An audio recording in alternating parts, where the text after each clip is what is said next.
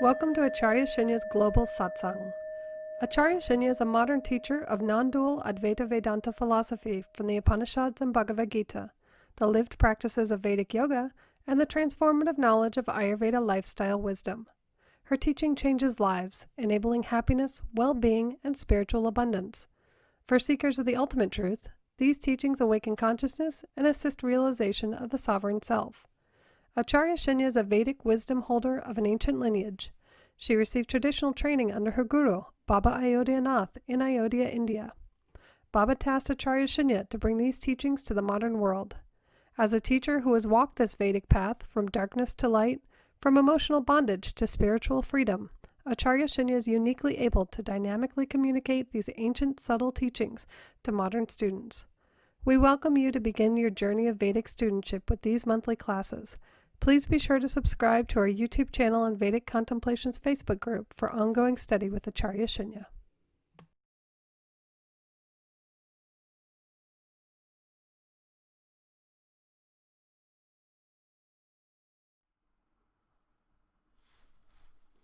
Welcome to my global Satsang, and welcome to everybody here too.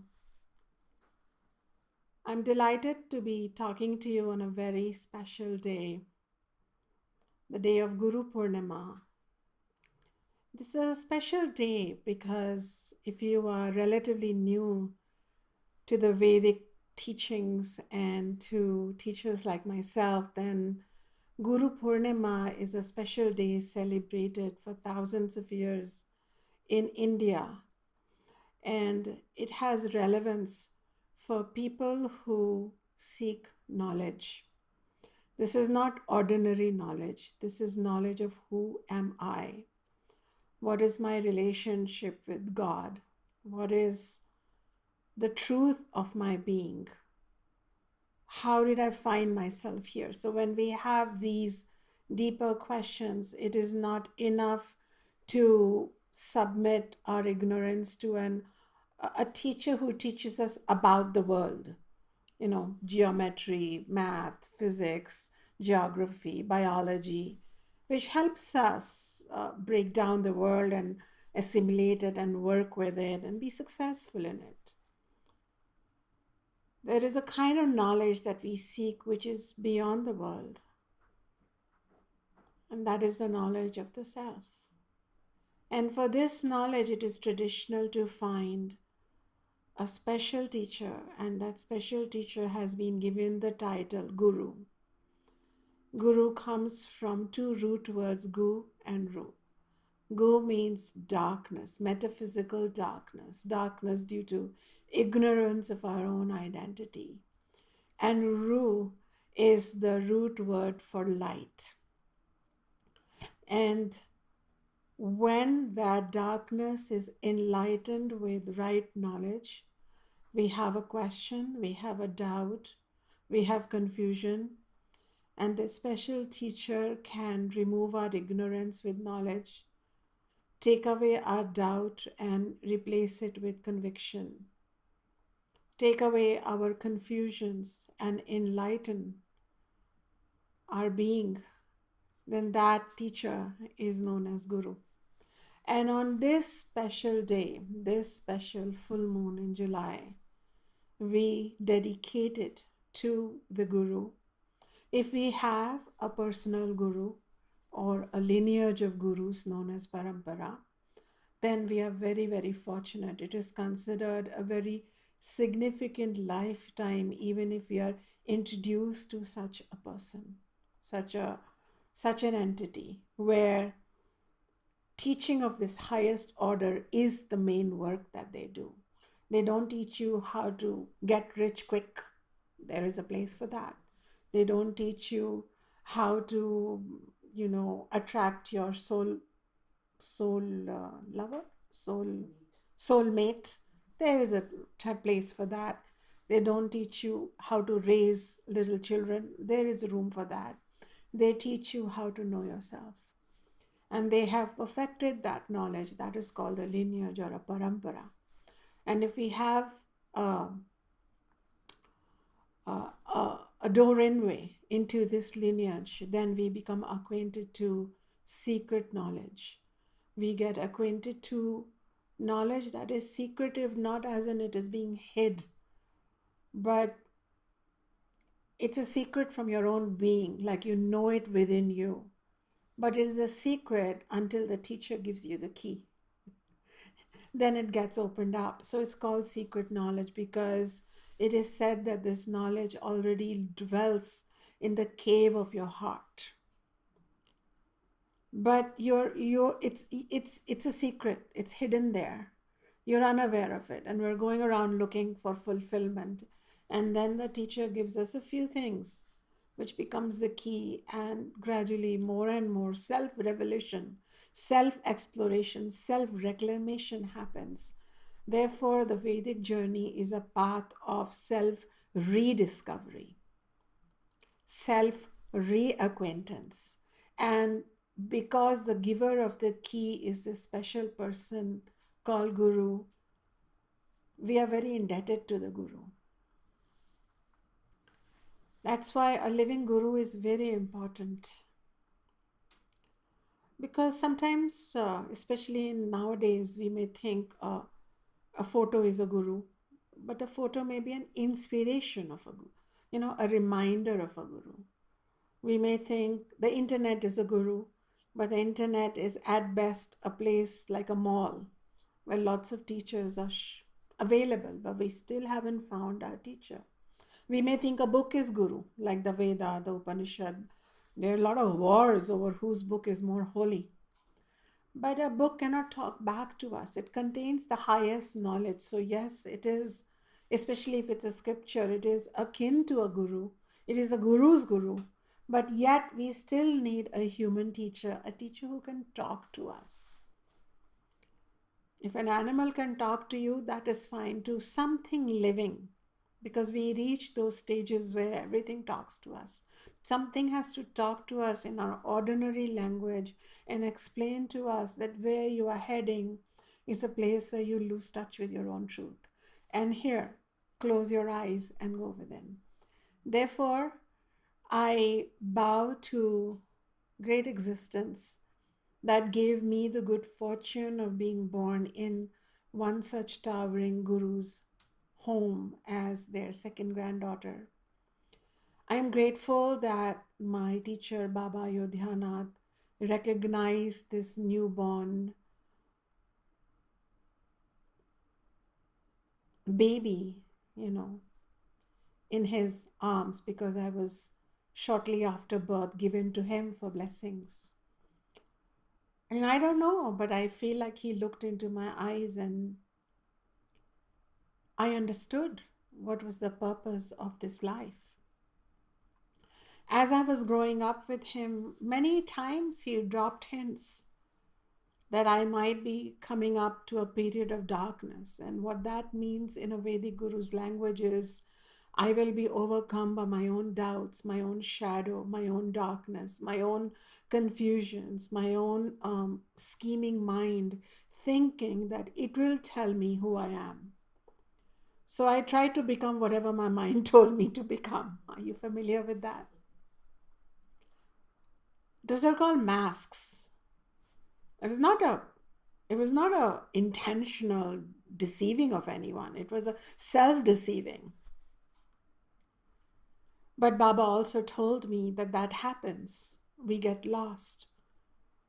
But here is this knowledge, here is this key, and it will come in handy to take off those masks, and then who you are will be shining from within. So apparently, when a guru gives you key, you can't just simply stick it in and open it right away. You also have to do your own journey. You have to do your clumsy trying to open it your own way. That's called trial and error approach. And then you understand the value of the key, the value of the key giver. You open that key and you come face to face with the guru that was outside giving you the key, smiling at you inside you. So the outer guru leads you to your inner guru. But nowadays we live in a world where we have pastry guru, and great respect to the great pastry chefs. We have style guru, we have fashion guru. So there is a trivializing of the great guru concept. And then we have this whole bandwagon and sorrow and a trail of abuse around the false gurus. It's the times we live in. That's why a teacher like myself tries to give a greater context around the guru. But in our fear of false gurus, let us not forget that there are genuine teachers, and you may be fortunate enough to come face to face with your own guru. In fact, it is said that when the student is ready, the teacher shows up. You may wonder where this was first, mentioned, and this was first mentioned in the Gita itself, in the Bhagavad Gita, where Lord Krishna says that you do your work and the universe, this true existence, shall provide you with the teacher. You don't worry. And say you die getting worthy of being a guru, then I shall make sure that you are born in your guru's family or born in the larger family of the guru, as in you may be born as a child of, you know, of a parent who is devotee of a true guru. So you won't have to do like, you won't have to spend decades wandering in the forest of existence. You shall come across that teacher somehow or the other. And Krishna says, and I shall see to it. So what's the work we do? One of the works we do is discernment between what are we really seeking. Are we seeking worldly joys? And the Vedas say no problem with that. You can seek all the worldly joys you want, because artha or wealth, kama, pleasure are official goals of the Vedas. In fact, it says stop trying to pretend to be poor and holy.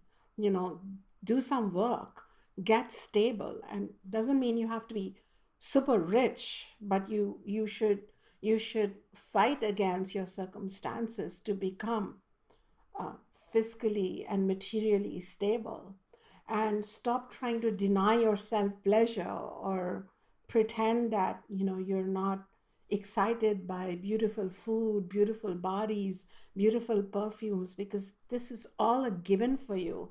Artha, kama are for you, but then along with that, bring in dharma, which is higher consciousness. Don't hurt anybody or yourself in the process of enjoying artha kama, or don't get addicted to it. This is what dharma will make sure you do. You enjoy the world, like say you go to Las Vegas, but then you also come back home, or you go to a party, but you don't, sleep there drunk. You get to enjoy the party. Maybe you have a few drinks if that is what you do, but then you come home and the next morning you go running or do pranayama or yoga and you're back to your life. That is dharma, living a life with a higher consciousness. And finally, it says there's one more goal called moksha.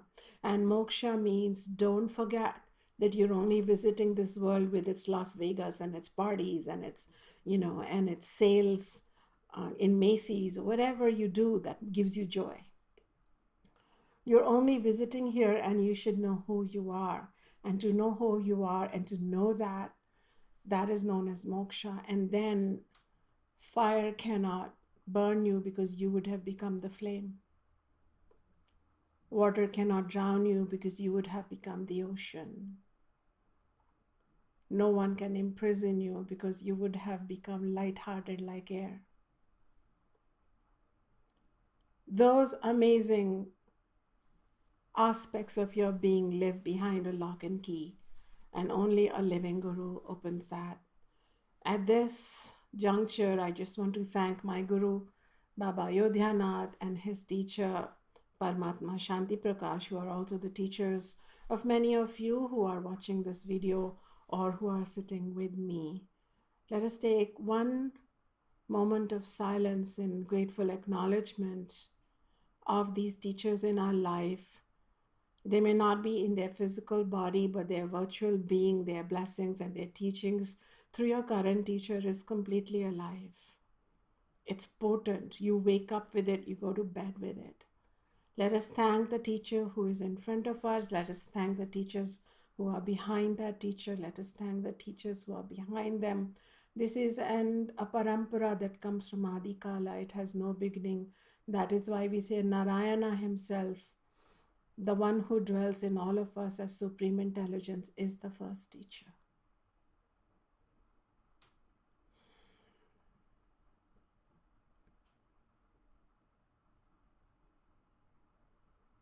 This is a good time as I need to thank any teacher, any wise being who has come into your life.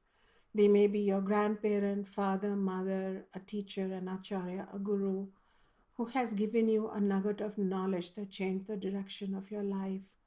This is a moment to be grateful. Because I am a teacher who teaches about the shadow and the journey to self, I would also say this is a good moment to pay attention to that face that tore you apart, that betrayed you, damaged you, hurt you, broke you into a million pieces. That was Narayana too, coming in their darkest form to wake you up to your own truth and invincibility. Of course, we want teachers who come to us with light and khichdi and lamp and incense. But even to those teachers, those fierce, dark teachers who come in the form of enemies and betrayers, we are grateful. There is Guru Tattva. The Guru is everywhere. Yes, a special being teaches us word by word, action by action.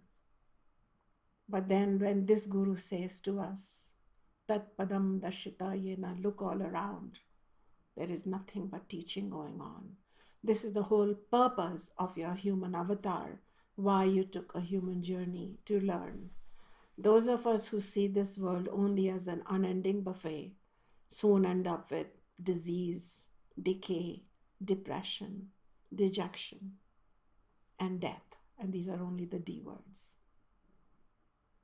Those who understand this realm as a school of souls become grateful, become thankful, and have solace.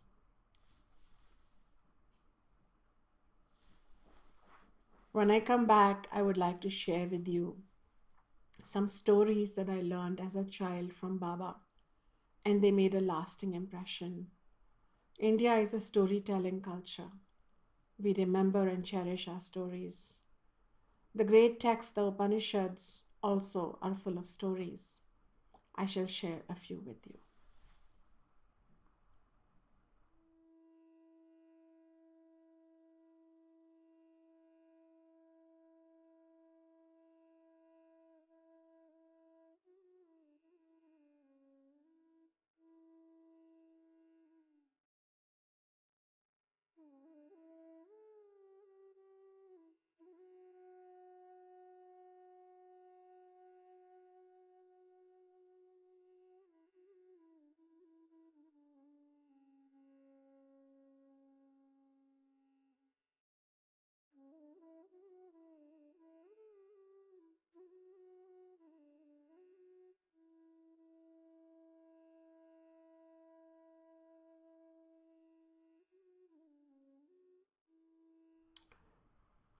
There is a beautiful story of a lioness and a sheep. And this is a Vedic story. And I would like to share that with you to understand the relevance of a guru. This is how the story goes. Once a little cub, she was going for a walk, her first walk with her mother, a grand lioness, through the jungle. And you can imagine what the first walk for a cute little few weeks old cub would feel like. It was exciting, everything was enchanting. There were so many smells and sights, and oh my God, such beautiful animals. She actually saw a giraffe and she said, oh wow, she looked up and she was shocked. She saw a rhinoceros and the rhinoceros said, she got scared, but then she wanted to play with it. And the rhinoceros said, go along, go along. He had no time for a little lioness cub. And so the walk was just getting to be really exciting. And then, a whole host of monarch butterflies came by, and they were just exciting and enthralling, and they were fluttering, and they started moving up and down the hill, and our little baby cub was having so much fun trying to play with them, and the baby cub was also trying to fly like them. It was so enthralling. Except that in the process of chasing those butterflies, our baby cub got separated from her mother. And then she started going round and round in circles, but she could not find her mother. And our little baby cub, finally, it was dark and she was scared and she was also sleepy. She'd had a big day. So she hid behind a giant big rock, and the rock was no fun. It was not like her mother's soft body. But still, she hid behind it and fell asleep. And the next morning, when she woke up, she had barely opened her eyes, and she saw that everywhere around her, a herd of sheep were grazing. Sheep are typically scared of lions, but they're not scared of a little cub. They knew that this cub is harmless. So they were just eating, going on with their business, enjoying the morning dew-kissed grass, and really having a good breakfast there.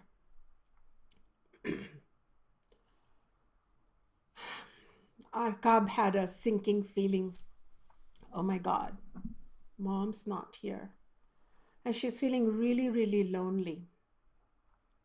So she went up to one of those mommy-looking sheep who had a bunch of calf around her and said, can I stay with you? Can I be with you? And the sheep took pity on her, on that cub, and the sheep said, okay, and this is how you eat grass. Are you hungry? Get busy. Let's eat. So there was some comfort that there was somebody who was telling her what to do, telling her what to eat, telling her how to walk. And slowly, our little cub spent constructive time learning how to be a good sheep, how to be a smart sheep, where is the good patch of grass, which grass should be avoided, what should be eaten, and so on and so forth. And she had a family now. And slowly, the cub grew into a beautiful, sleek lioness. I know you may be remembering the story of Lion King. I wonder if they were also inspired by the Vedas. But anyway, this is a little different. And she was, they would all go out every day to graze, and our little lioness, this grown into a beautiful lioness, would now walk with them and eat grass and enjoy and be like them, and all was well. Except that one day when they were all grazing in the open grasslands, there was another lioness passing by who was dozing in the grass. And she saw this unique spectacle of a lioness behaving like a sheep. So she approached the lioness. And as she approached the grazing lioness, all the sheep ran bleeping, really, like they were terrified. And our lioness, she also started running because she knew, be afraid of the lions and the lioness out there. They love to eat us. So run if you see them. So she started running too, but the passing lioness caught up with her because she could run as fast as our cub lioness and said, hey, wait up. And she was like, our cub lioness was like shaking, she could barely breathe. And the passing lioness said, hold on, calm down. Why are you so afraid of me? Because she said, because I'm a sheep and you are a lioness and you like eating sheep. That's why I'm going to run. That's why I'm afraid of you. Let me go. Please don't eat me. Please don't eat me. She was begging for her life. The passing lioness was first like, numb with what the hell's going on here. And then she goes, wait a minute. I won't eat you. Why? Because you're a lioness too. I am? Yes. And then the lioness did something. The lioness, in our story, takes her to a nearby pond and shows her her face and says, look, this is who you are. You and I look exactly same. So you have nothing to fear of me. We don't need our kind. And then the passing lioness moved away, walked away on her own journey. Wow, that was the first day that our cub lioness felt like a lioness, not a sheep. She had lived all her life, ever since her mother had disappeared, with fear and anxiety, and always feeling like predators were around her. She would always be hiding. But for the first day, she just lay on the ground with, her arms and legs open. Like if you've seen cats and dogs sleep when they're completely secure.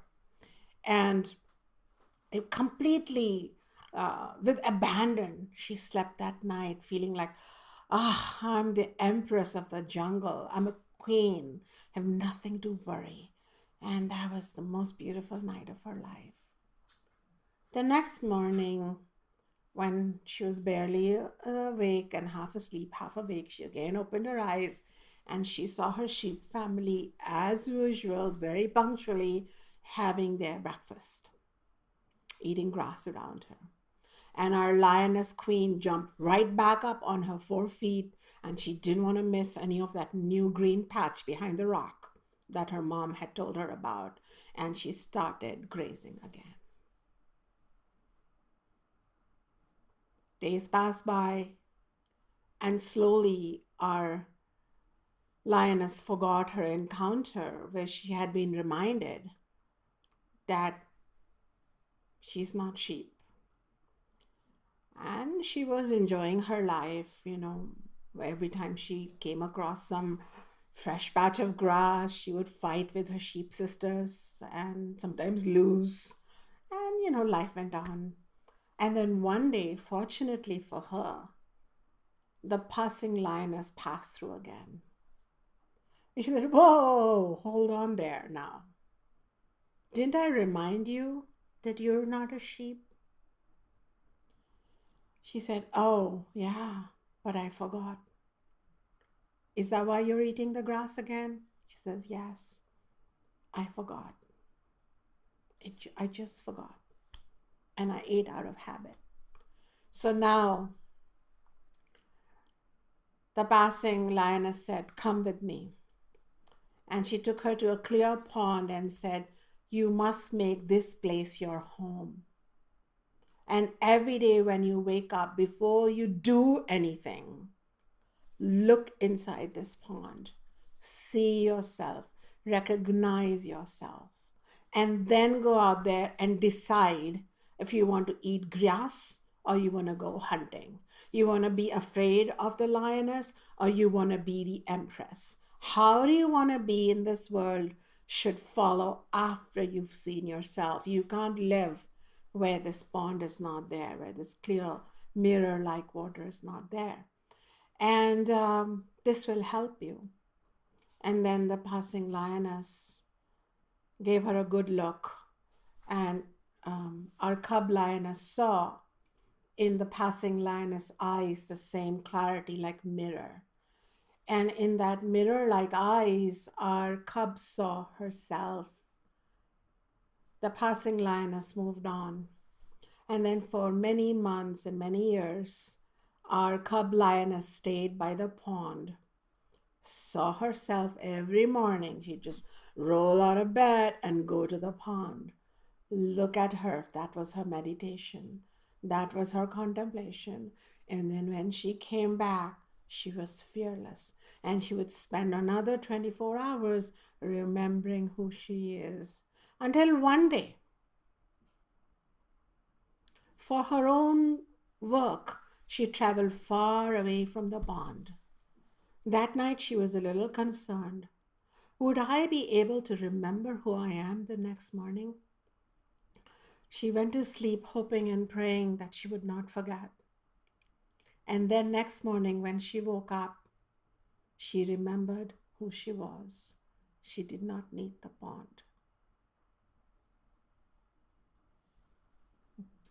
Some of my students will get this journey right away. But for others, I would like to explain that what this really means is that we all forget who we are. We lose touch with our Divine Mother, our essence, Shakti, Goddess.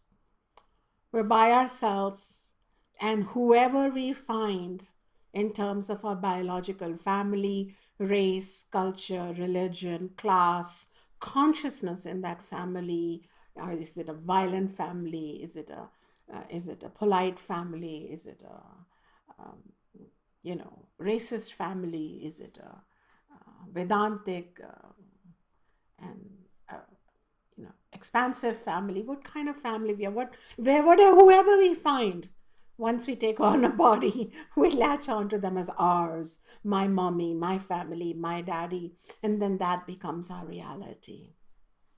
Because they feed us and because they tell us which grass to eat and what not to eat. They give us critical survival worldly knowledge. So we are grateful to the sheep. The sheep are nothing but helpful. They helped with the biological survival.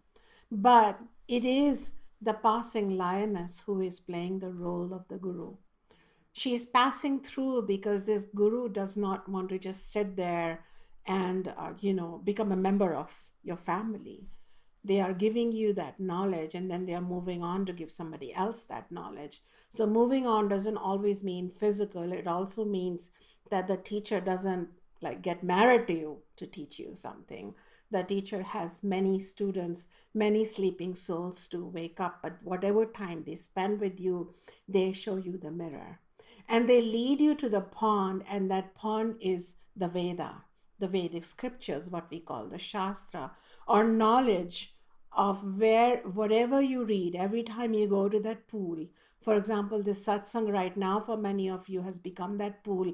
Every time you go there, every time you come to, say, my YouTube channel or podcast, for example, for some of you, that becomes a place where you remember that there is more to you than just your angst and your sorrow and your collapsed state of affairs and your identifications of who are you. I'm just this body. I have these limitations. I have this mind with sorrow. You become something beyond and more, and with the capacity to be or become anything. So that pond acts like that. And when the student continues to go to the pond, then the teacher will one day show you who you are in their own eyes, which means that the teacher is more like a role model. They never forget who they are. They participate in the world. The teacher is still in a lioness body. The teacher is not walking with wings or halos and lights and, aromas coming out of their body. They still have a worldly body, but they don't have the worldly forgetfulness of who they are.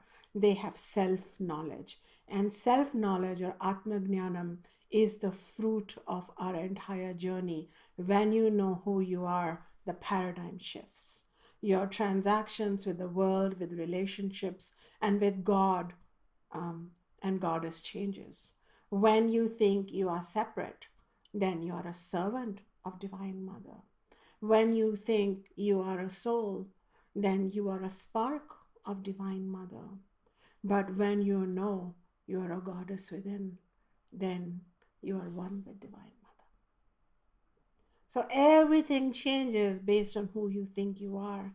And in this beautiful parable from the Vedas, which I heard from my Baba's mouth probably every night when I was a child, because I loved this story, he would keep reminding me of the same point of how much it was important to go back to the pond, to live by the pond. So what it means is, when you're a seeker of Guru's wisdom, then you make time and you make arrangements of your life situations in such a way that you are closer to the Guru's knowledge. For example, some of you clear your calendar to, attend a satsang, where you get it in your part of the world. I want to attend to it live. Some of you clear your calendar to come and study a text, or you clear your calendar to meditate. Hey, I've spent all my day with my family, my kids, my friends, my neighbors, my mother, my father. What about me? Did I even close my eyes? Did I even touch something within me? So this is what it means, living by the pond. You change your lifestyle just a little bit. You don't stop being a lioness, but you change your lifestyle so that you can remember you're a lioness and not a sheep. And sheep typically behaves in herd behavior. They follow each other. So it's very it was very useful for the Vedas to pick up the other animal as sheep because they all bleep together. So we all have this unconscious behavior. You wake up, you grow up, you go to school or college, you get a job, you settle down, you have a couple of kids, then you get a retirement and a pension, and it's that same life story. But it is that one bold one who has been chosen to wake up, who encounters the Guru. The Guru takes an interest in you and occasionally reminds you, where are you going? Did you forget? Keeps guiding you back to the pond, shows it once, twice, encourages you to stay by the pond. Then the Guru didn't come back because the Guru showed the lioness who she was. The Guru was in her heart. I hope you enjoyed this story. I hope you will remember it and you will find a teacher to tell you who you are, and you shall find a pool of knowledge which will become a mirror in which you can find your true face. I'll be right back. I'll think about more stories to tell you. I have one in mind of how to be a seeker, how to be a true student if you do have a guru in your life, how to learn.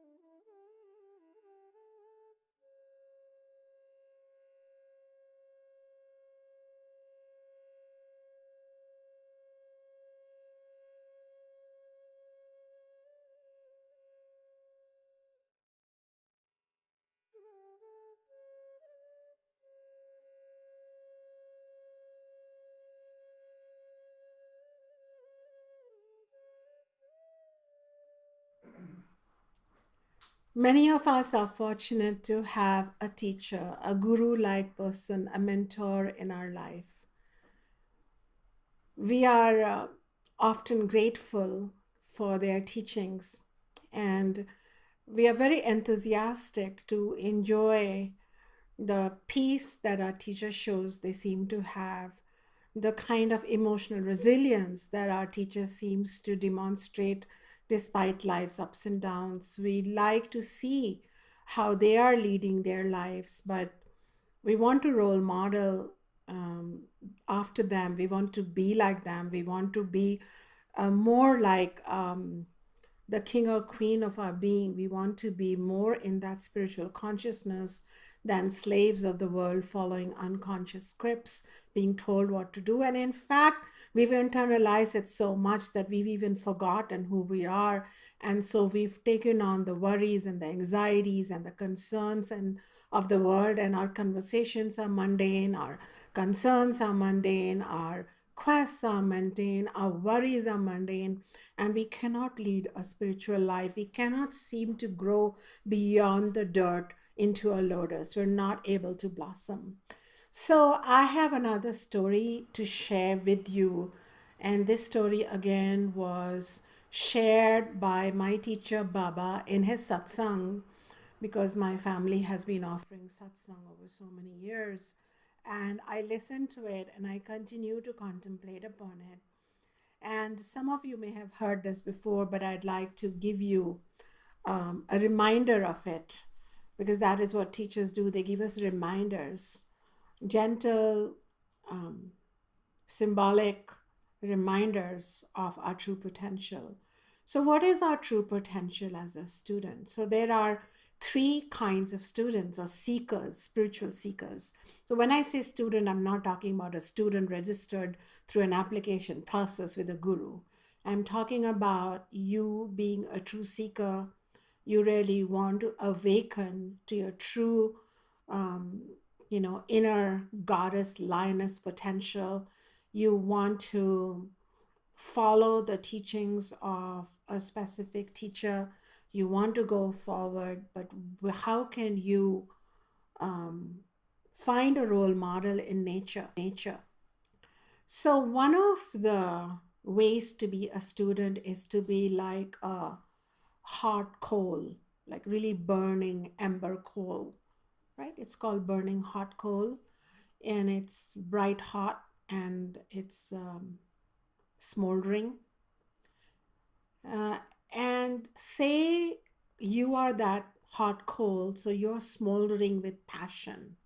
And passion comes from, I gotta buy that Lamborghini. I must have that job. Oh, sure, you want to gift me a Lamborghini, I'll take it and I'll drive to, I don't go anywhere, but I guess farmer's market on it. But I'm not going to be burning from it. See? So if you're full of passions, gotta have this. I must possess this. Why don't I have that yet? Why didn't I meet that, personal goal yet? So I'm all for personal goals, and at an organizational level, we set goals, we try to meet them. But I'm not for burning if we don't meet those goals. In other classes, in other satsangs, I've talked about karma yoga. Give your best, then wait for Divine Mother, Father to give back to you not what you want, so mad, but what you deserve, what you need to be who you are. Sometimes we want roses, but we get daffodils. Why? Because daffodils is what we need in our current life to awaken. So we think that the world is against us, but really the existence is not against us. It is giving us, if you're my spiritual student, you will start seeing the light within the darkness. So, but there are kinds of students who are full of like that passion, and this comes from this modern, more Western teaching, non-Vedic teaching, because neither the Buddha taught this, neither Mahavira, nor Guru Nanak, nor Judaism, but it has come, it's a modern thing. Neither Christianity, these religions, I have respect because they teach you restraint and surrender and acceptance. But there is a new modern religion of the human will, the human ego, and the teaching of you can get what you want if you just desire it enough. And what it does is it's constantly stroking our passion, and we are trying to become more and more passionate, more and more desiring, more and more obsessive, thinking that this energy is somehow then going to manipulate the universe.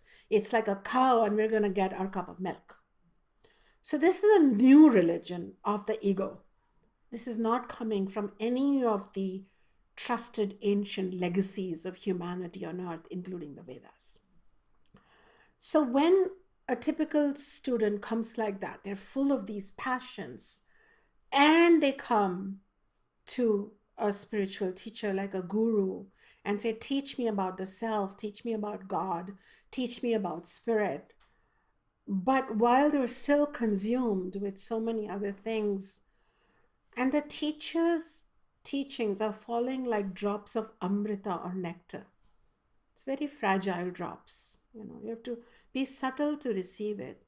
But when it falls on the hot coal of your heart, the heat of your heart, of your passions, of your temper, of your angst, of your sorrow, of your control, of your anxiety, of your irritation, of your frustrations with the world, not the teacher. Just doesn't hold on to those drops of nectar, and it just evaporates because there's too much heat within you, the heat of worldliness, the heat of control, the heat of desires, ambitions, dreams. And I'm all for having ambitions, but I'll teach you a different way of doing that. If you, maybe not in this satsang, but have I made you ambition less? No, just a way to hold it in a gentle way. You so you understand that you don't want to go to your teacher with your heart like a burning coal, because the teacher could put a whole cup of amrita or nectar on your heart, and for that moment it will feel so cooling, and so, oh teacher, oh my guru, oh, you're so great. But by the time you go sit in your car, you're done. It's over. So if you are that person, you want to go back into my teachings on karma yoga, Bhagavad Gita, and come to a clarity. Do you really want to know yourself? Because the self is magnificent, but to know it, you have to turn down the dial on worldly self a little bit. Then we have another role model for you, and that comes from the lotus leaf, and we have a thing or two to learn from it.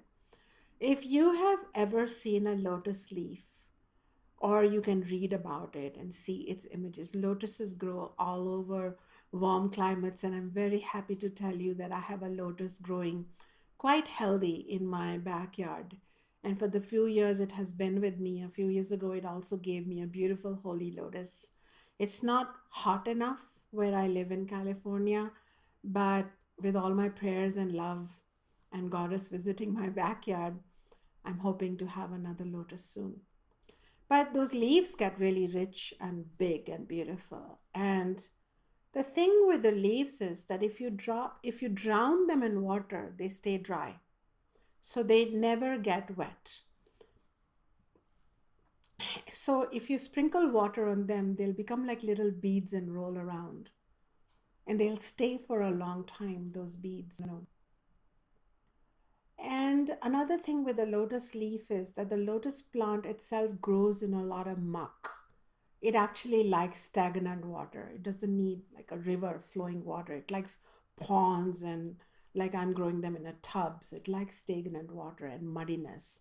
And as Thich Nhat Hanh, not sure how to pronounce his great teacher's name from Vietnam, but he said, no mud, no lotus. So that mud represents the darkness of our life, the difficulties in our life. And then this lotus plant, it just grows very high.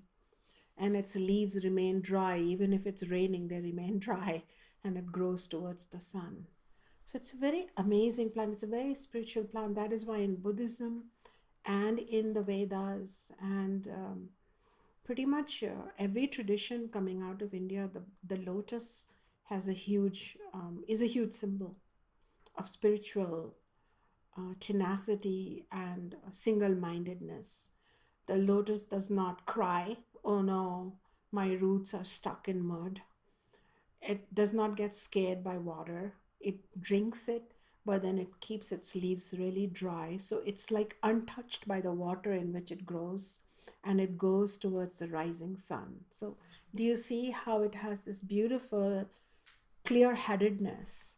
You could learn to be like a lotus leaf. And so if the teacher was to drop a few drops of amrit or nectar of knowledge towards you, you would hold it in your vast green soothing leaf and just hold it for a long time. Just hold it respectfully, gracefully, and slowly then that water gets slowly evaporated back into the cycle of the universe. But until it stays with you, that knowledge is yours. So it's a very deep way of being a student. So this is one way that you go deeper. Okay. But a lotus is not on fire. A lotus's heart is not on fire. A lotus has very clear conviction. I'm a light chaser. I remember recently when I was growing my lotus and there was another vine kind of overgrowing above it. So the leaves found a way to sneak out from under the vines to find the sun. So they always find a way. They always find a way. And every season, every winter season, the plant dies down. It's almost like it's not there, but it's there. Even in darkness, it's living. And then a little bit of light, it starts coming back. So I can't say enough to you about being a lotus student. And I've been a lotus student, and I'm proud to be one. You can take it even a step further. And this is for the deep, deep, deep students. Most of us, we don't want to be a hot ember. We want to be a lotus leaf. There is a third paradigm, if you are so interested, which is of the very deep kind. And there we take lessons from a clam shell or any of those shells in which you can find pearls. So it is said in the Vedas that pearls cannot be found in every clam shell, only found in special ones. So where are they found? They are found when a drop of amrita or rain in a special nakshatra or constellation called Swati. In Vedic astrology, we have a constellation of stars called Swati. In that special nakshatra or constellation, when the rain drops, the shell catches one drop, one, and then closes its shell and meditates. Meditates. And to the world it disappears. But it has not disappeared. It has gone into inwardness. And it is contemplating and internalizing that teaching. And when it is ready, when that knowledge has become internalized, it opens its mouth again, and the drop has become a pearl.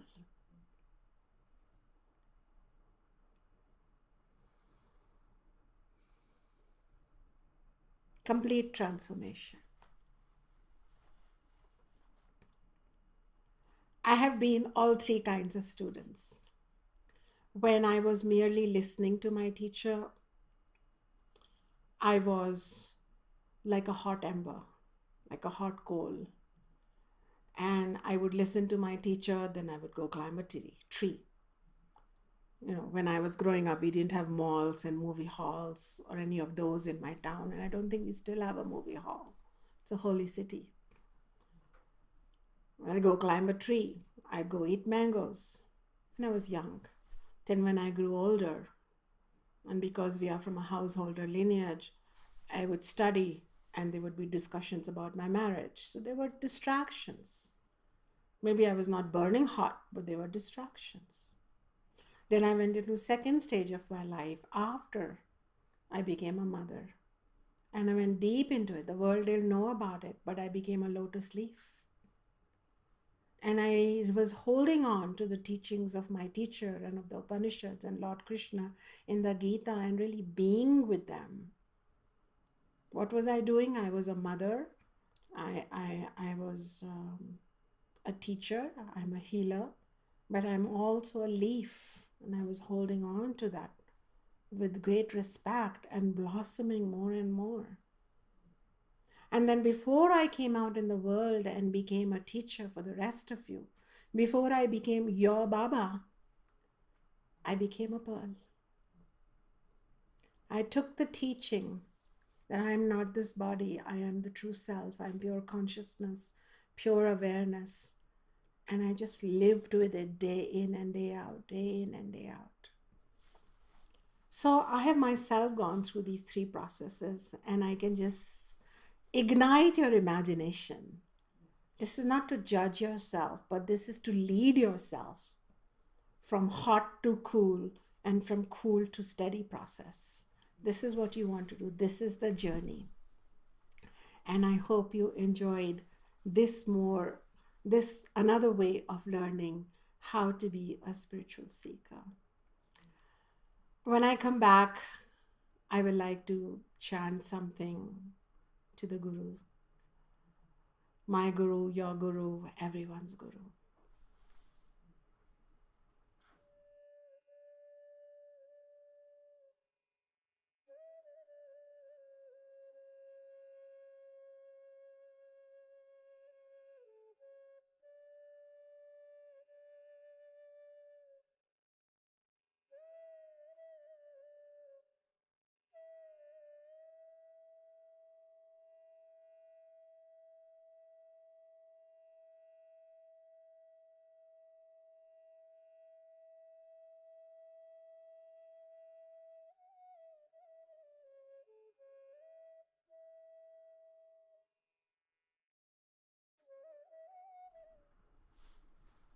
The Vedas are a grateful culture. The Vedic people were grateful people, and we feel especially grateful to people who teach us things. So we feel grateful to our parents if they have taught us how to survive, to thrive, to be good people. We are grateful to our Acharya, to our Guru, because they teach us our spiritual truth. We are grateful to God and Mother Nature because they hold us in their tight embrace. And we are even grateful to the inanimate rivers and mountains, and to those who cannot speak like us, animals and birds, because they fill our lives with such blessings. In this grateful paradigm, let me chant a few words, a few verses in honor of this tradition where we don't have to remain lost. We don't have to keep doing the same thing, same thing, same thing. There is a three-way knot, a knot made up of three knots. No, like a jumble made up of three knots that we deal with. The first knot is in Sanskrit is called avidya, and avidya means ignorance of who we are. So we just think we're this body, we're this woman, and we start behaving in those whatever the society tells a woman can do, cannot do. And even if we rebel against it, we're still rebelling against that knowingness. So we live in that realm. That's called avidya, whereas our truth awaits us. Then in avidya, the second knot is the knot of vasana. And vasana, in short, can be described as this terrible desire.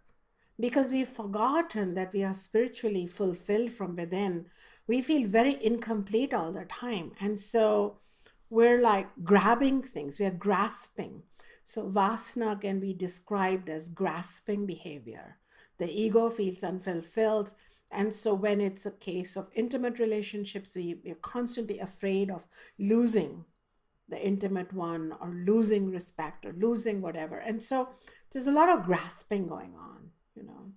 And thirdly, the third knot is of karma, where we then act from an unconscious place, possibly. And when we act from an unconscious place, according to the Vedic law of karma, when we create some negative karma, we create a ripple in consciousness, and a consequence will come back to us.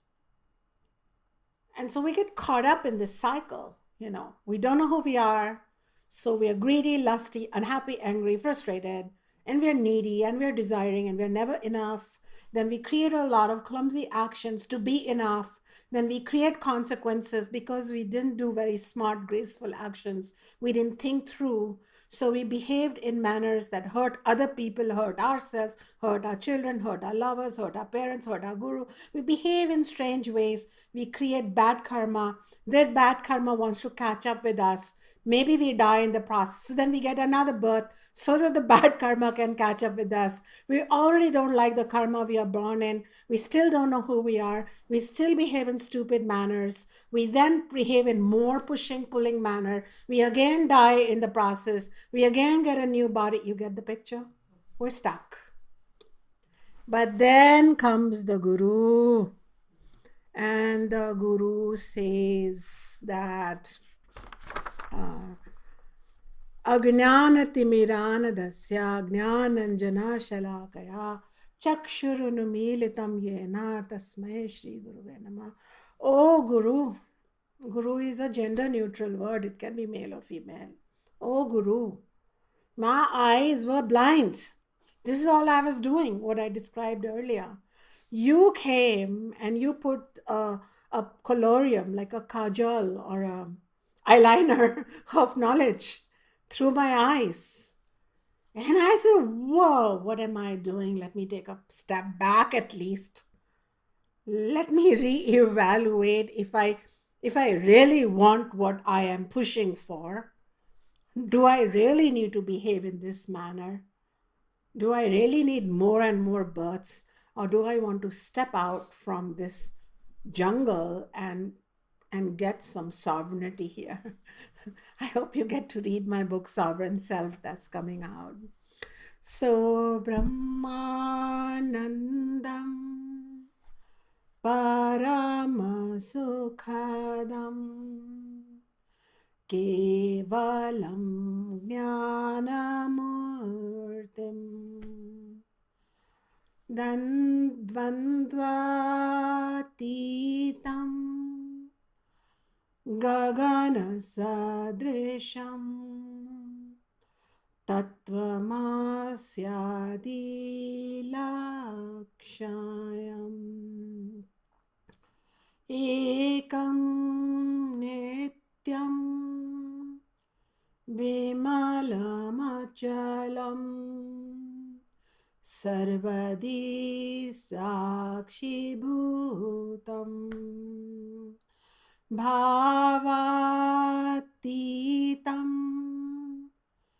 Trigunarahitam Sadgurum Tam Namami.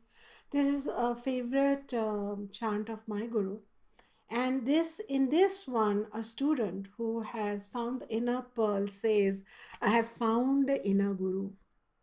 And this Guru has Ananda, Brahmananda, which never ends, joy that never ends, happiness that is supreme,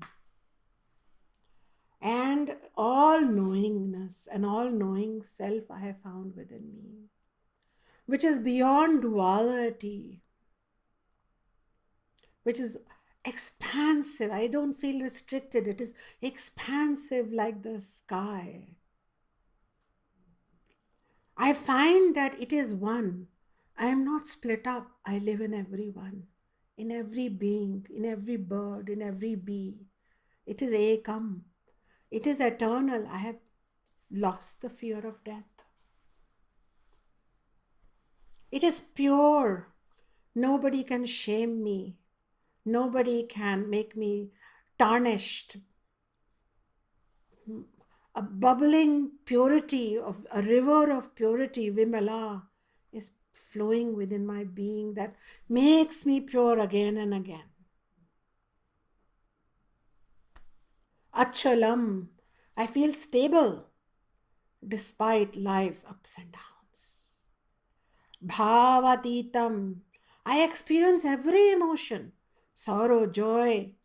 I'm not a zombie after I discover my truth, but I am also like there is a housekeeper. I'm beyond it also. I experience everything. Nothing within me is in exile. No parts of me have to hide, and yet I am beyond and transcend them. Triguna Rahitam, I am beyond the three gunas, sattva, purity, rajas, passion, tamas, dullness. Sadgurum tam namami. Sadguru, O Guru, O greatest Guru, I bow to you. And this is the interesting part. Who are you bowing to? The outer Guru or the inner Guru?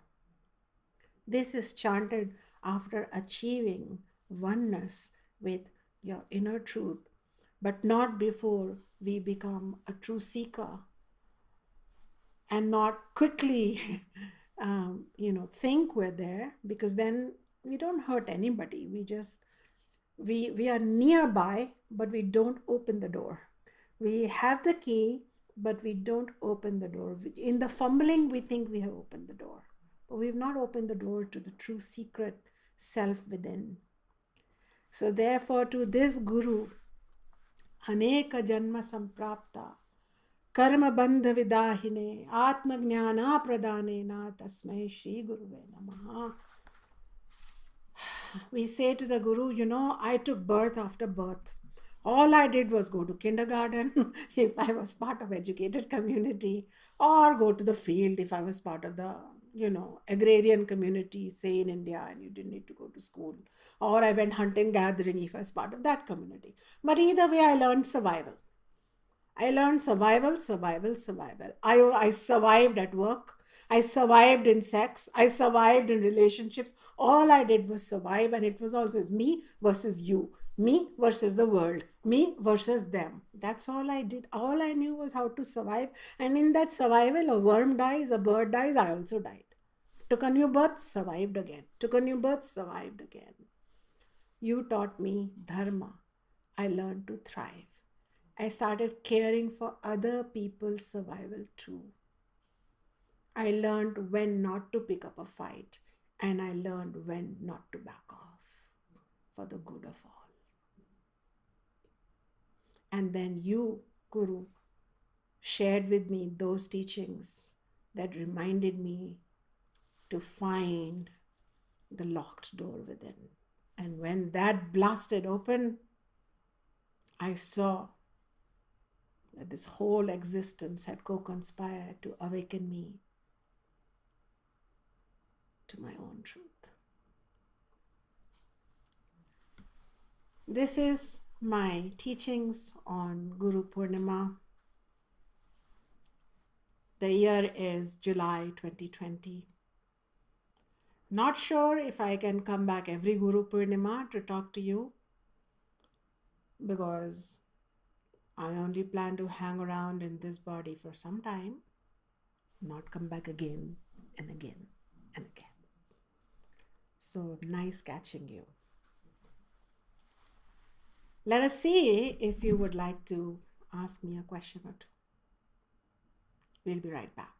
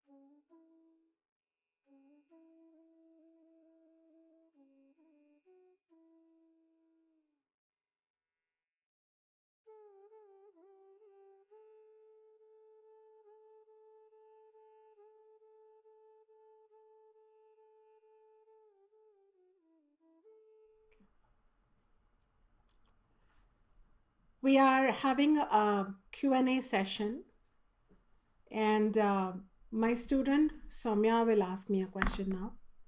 Soumya? Jay Mom, I found it very interesting that you used the story of the lioness and the sheep, particularly during these times of COVID around the world.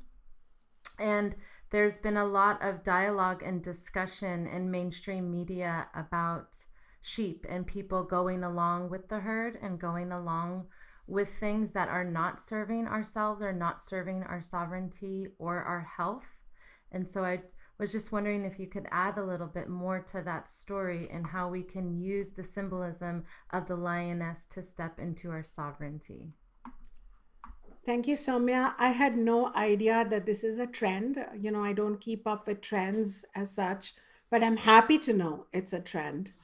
And I'm happy to report to you that 10,000 years before that trend, the Vedas were already keeping us on the trend by telling us not to be in herd-like behavior and to be sovereign.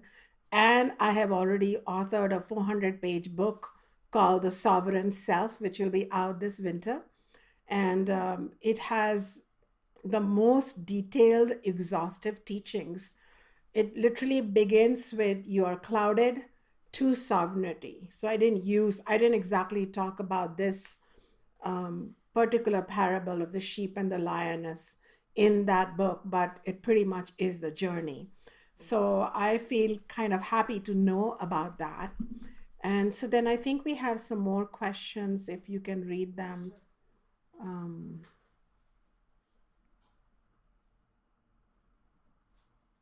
A student is asking how to learn the chant that I chanted. Actually, I want to remind the student that I used to chant a chant all the time. So it should be available with you. But how do you learn chants from me? How do you study further? These are some questions. I'm making myself available. I have a podcast that we're making available to you. You have Vedic Contemplations group on Facebook. You have this Satsang, you have my blogs, you have my current book, Ayurveda Lifestyle Wisdom, which is deeply spiritual, and my future book available. There is then another book coming up, Roar Like a Goddess, which brings out the archetypal learnings from Durga Lakshmi Saraswati. So I am a knowledge giver teacher, and I lead by knowledge. I have a student standing here, Uday, and he was asking me, he told me how I had mentioned to you once he had come to a satsang of mine, an in-person satsang, and I had mentioned that every action begins with a thought. And this was a revolutionary learning for him, because then if you change your thoughts, you can change your actions and you get a control on your entire destiny. This was a revolutionary teaching from him, and he's an Indian, and he said, well, I hadn't come across this teaching, right? And so I mentioned to him that I represent that class of teachers who brings out the psychology of the Vedas.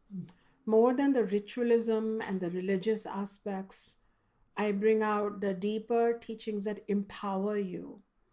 And I plan to be like the teacher who comes and goes in your life, who passes by and remind you. But I think once you have my book, The Sovereign Self, you may pretty much have the curriculum you need to go deeper with me in my path. So I would say, read that Sovereign Self maybe 3 or 4 times in this lifetime, again and again. The way we would follow our teacher's words is we read once, then we read again, then we slow down, then we take each paragraph and we discuss with our study colleague. So we really go deep. And in my book Sovereign Self, I have given you the pertinent shlokas, etc. And then we plan to open up some more. If you want to go deeper, then we will have some more beginning and advanced level study courses for you through the sovereign journey. How to be sovereign is a journey that we will facilitate with you. So all of that is coming up. I receive your questions. I know you're thirsty for more. So try to hold that thirst like a lotus leaf and not like a passionate hot ember, because then you will get frustrated or you will get impatient.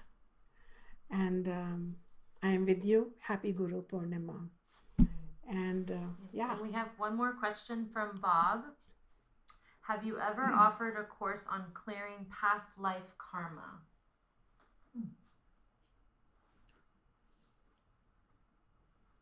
I have offered satsangs on the law of karma, and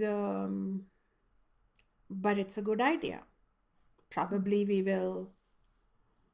What is called clearing, I don't know, because but how to face it with grace, how to have grace under fire, how to modify it and use the law of karma to your advantage. These are great Vedic teachings. I'm using that law of karma to my advantage. I would like you to know the same, Bob. Happy to bring up that course in the future. My team will note that down.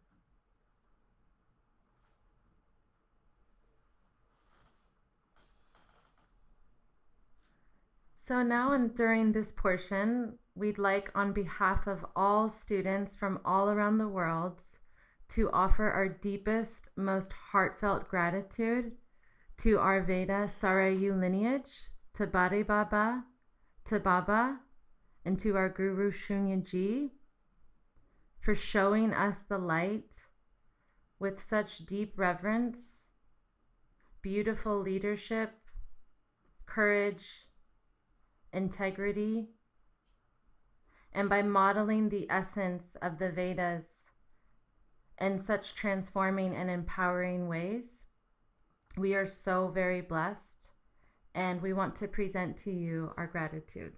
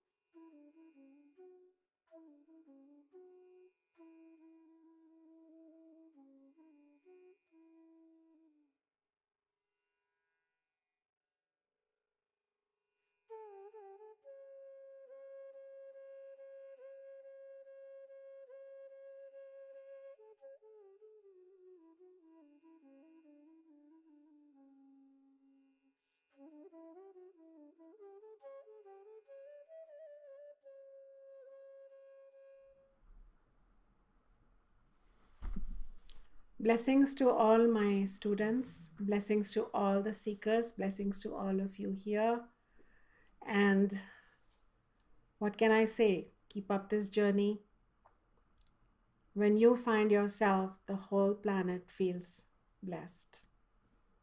Do this for all of us. Jai Ma.